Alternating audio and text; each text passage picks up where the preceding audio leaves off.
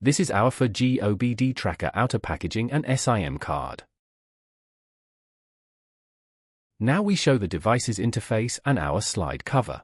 After opening, this is the location of the SIM card slot and chip battery of our GPS tracker. Then put our SIM card in the card slot.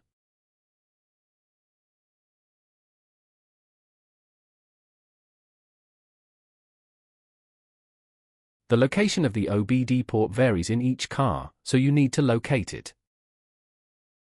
Plug it into the corresponding interface.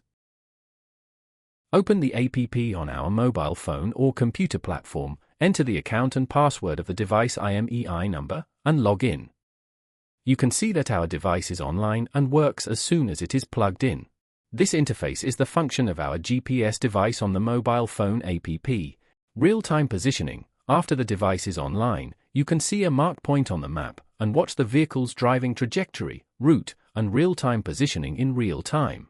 History playback. Click the History function point. You can select the date, time, or parking time to watch the history playback, including historical track playback, real-time positioning, geofence, CMD, data report, SIM card, information, and sharing.